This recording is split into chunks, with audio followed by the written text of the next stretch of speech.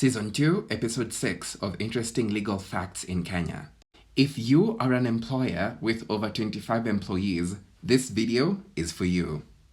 Did you know that employers with over 25 employees are required to make various submissions to the National Employment Authority? Let me explain. This is because of the provisions of Section 76 to 81 of the Employment Act.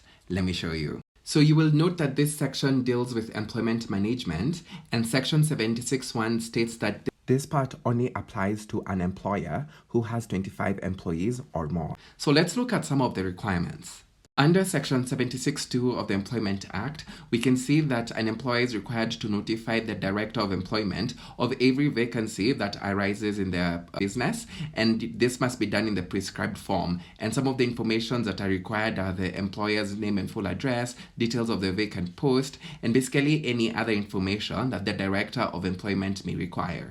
Section 76(3) of the Employment Act gives us the various instances in which a vacancy can arise. And we can see that a vacancy can arise when an employer creates a post to be filled by an employee or decides to engage an employee to fill a certain post, or where an employee terminates or has the employment terminated by the employer and the employer abolishes this post, which to me means that you also need to notify the Director of Employment of any redundancies that may occur. Under Section 77, we can see that an employer is required to notify the Director of Employment when a position which was previously notified as being vacant has been filled, or when a position that was previously declared as being vacant has now been abolished.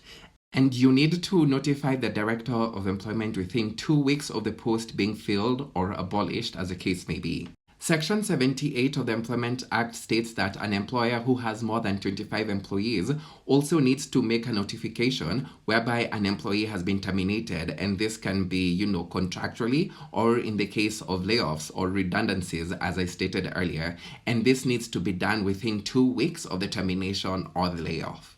Section 79 requires an employer to keep a register of employees and a return of employees, which must be submitted by 31st January of the following year. This means that your employment returns for last year must be submitted by 31st January of this year.